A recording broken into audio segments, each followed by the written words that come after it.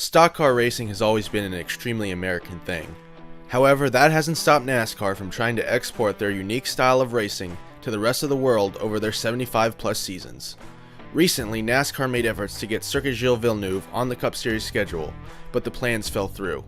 It is no secret, though, that an international race, even just one in Canada or Mexico, is on the agenda for Ben Kennedy moving forward. Today, I'm going to take a look at the weird history of NASCAR holding races outside of the good old USA, the influence these events had, and what the future of international races might be. You don't have to go far into NASCAR's beginnings to find examples of the Cup Series crossing over the northern border.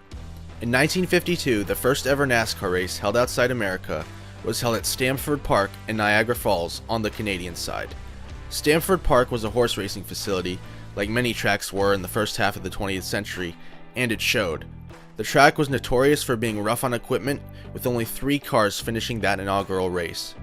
Buddy Schumann brought home the win in a field that included the likes of Tim Flock and Lee Petty. However, after 1953, the property was sold and racing was discontinued. Eventually, the buildings and grandstands were demolished. Today, the property has mixed residential and commercial use. I guess Stamford Park was one of the first tracks to fall victim to a booming real estate market.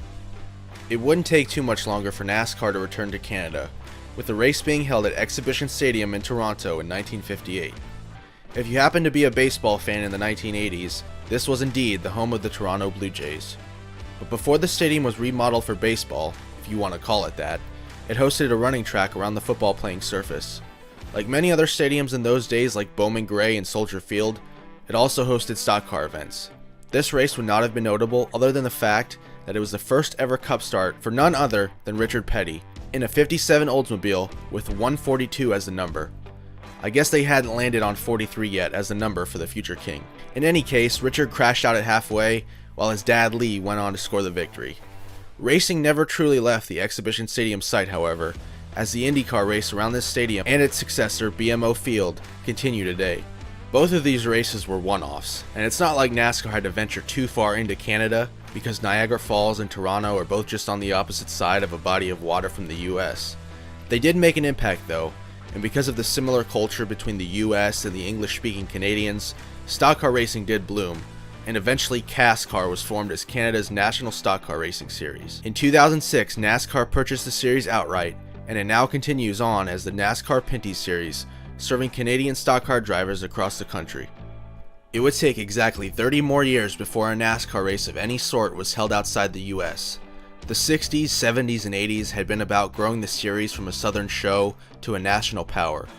Once NASCAR was hitting its stride by the late 80s, the Cup Series once again ventured outside America, but this time, it was half a world away.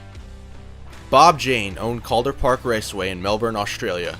After visits to the States, he decided that his next move would be to build a scaled-down version of Charlotte Motor Speedway on the track's property and introduce stock car racing to the Australian market. Australia already had a racing culture of big V8s, surely stock car racing had a chance to take off. In 1988, NASCAR held an exhibition race at the newly minted Calder Park Thunderdome, a race which saw many Cup stars take on Australia's touring car legends in a 310-mile race around the 1.2-mile oval. This race was a great undertaking for the Cup teams that made the trip over, due to the fact that it was held in February as the unofficial third race of the season, just 2 weeks after the Daytona 500, due to the differing weather patterns in the southern hemisphere. To make things crazier, teams did not get an off week before or after.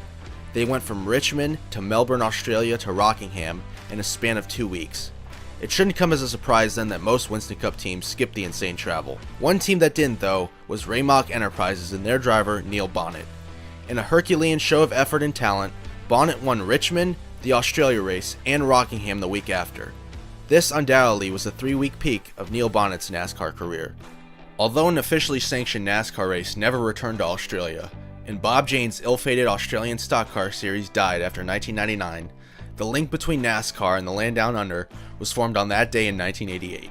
More specifically, the link between NASCAR and the V8 Supercars series, now just known as the Supercars Championship. NASCAR's biggest manufacturer rivalry is Ford vs. GM. Supercars' biggest manufacturer rivalry is Ford vs. GM.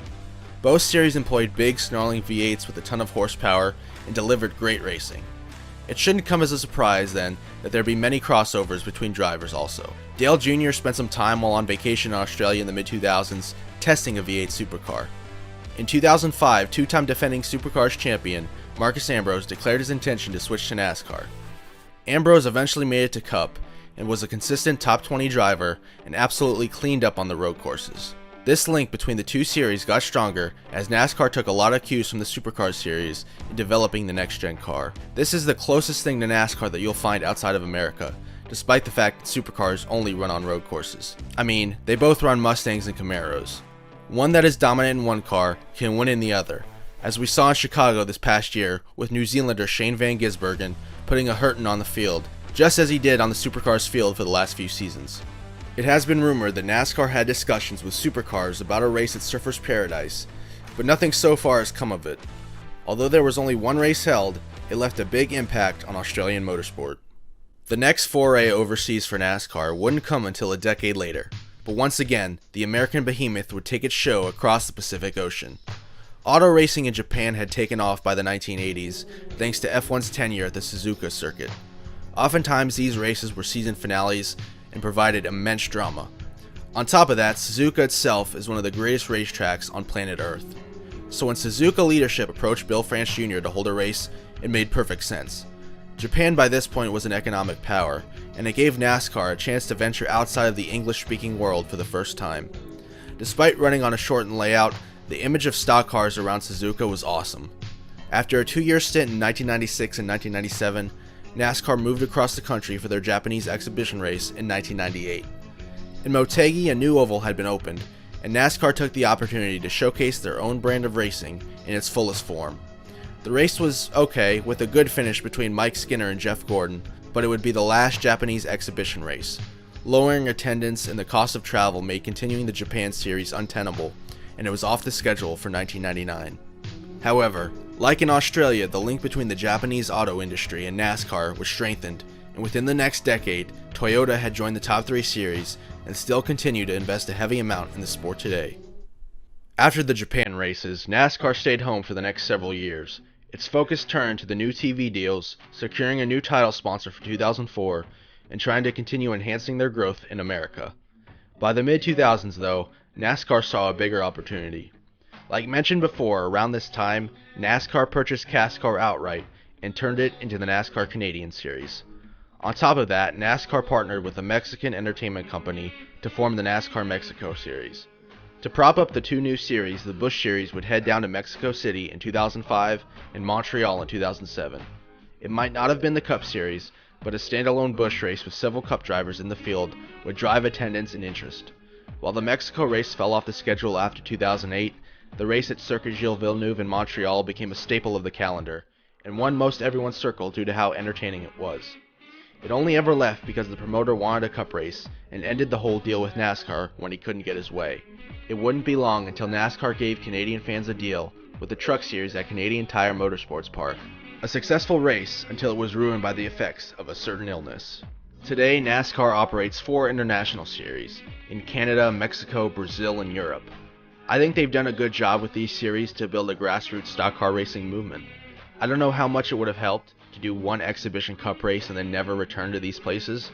Instead, getting aspiring drivers in these countries to understand that stock car racing can be a path for them towards a professional career can only be a mutually beneficial thing. So what does the future hold? Can NASCAR ever really take over a foreign market?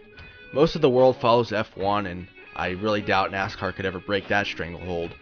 Ironically, now that Americans own F1, European fans complain that F1 is too Americanized now, whatever that means. Perhaps there's a small opportunity for stock car racing in the other direction. I think holding a Cup race at Montreal would be incredible, and Mexico could work too, just on sheer numbers alone. Turning the Cup Series into an international series is never going to happen, and I hope it doesn't happen. But still, there can be room for one exhibition event a season, like there has been in the past. I'd love to see Cup cars rip up Eau Rouge at Spa, or out of the final corner at Interlagos, or down the hangar straight at Silverstone. Let me know what you guys think. What track outside of America would you love to see NASCAR race at? Remember to like and subscribe, and I'll see you in the next video.